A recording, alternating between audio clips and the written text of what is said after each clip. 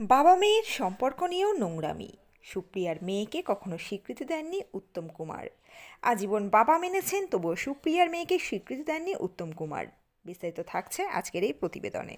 তো বন্ধুরা, অবশ্যই সম্পূর্ণ ভিডিওটি দেখবেন। চ্যানেলে নতুন থাকলে চ্যানেলটিকে সাবস্ক্রাইব করে পাশে রাখা নোটিফিকেশন আইকনটি অল করে রাখবেন। টলিউডের মহানায়ক বলে কথা, তাই স্বাভাবিকভাবে এখনও উত্তম কুমারকে নিয়ে সংবাদ মাধ্যমে চর্চা লেগেই থাকে।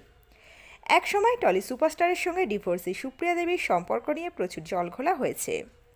মহানায়কের সঙ্গে সম্পর্কে থাকার জন্য শেষ দিন পর্যন্ত অভিনেত্রীকে শুনতে হয়েছে প্রচুর কটু কথা। সেই জিনিসের আঁচ এসে পড়েছিল তাদের মেয়ে সোমা চ্যাটার্জির ওপরেও।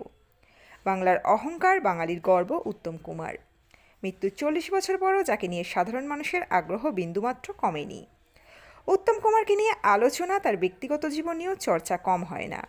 আর হবে নাই বা কেন? কারণ বাঙালি আজ পর্যন্ত দ্বিতীয় মহানায়ক খুঁজে পায়নি। পর্দায় নানা ধরনের প্রেমিকের চরিত্র করা উত্তম কুমার বাস্তব জীবনে কম প্রেমিক মানুষ ছিলেন না। তার জীবন কোনো সিনেমার থেকে কম নয়। এখানে সাংসারিক টানাপোড়েন আছে, ত্রিকোণ প্রেম আছে, আর আছে ভালোবাসা।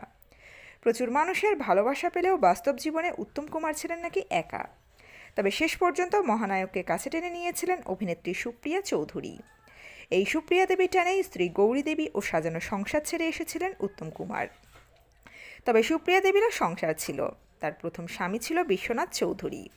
তাদের একটি মেয়ে ছিল, নাম সোমা।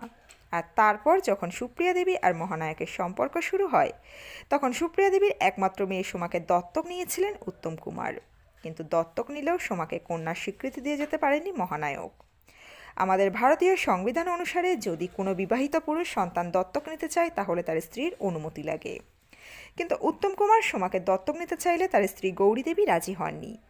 আর সেই জন্যই অভিনেতার মৃত্যুর পর তার সম্পত্তি সংক্রান্ত বিষয়ক দত্তক কন্যার বিষয়টিকে অবৈধ হিসাবে ধরা হয়। যদিও সম্পত্তির ভাগ থেকে বঞ্চিত থাকলেও বাবার ভালোবাসা থেকে কোনোদিন বঞ্চিত থাকেননি সোমা। মহানায়কের ছেলে গৌতমের মতোই সেও তাকে ডাকত বাবি বলেই।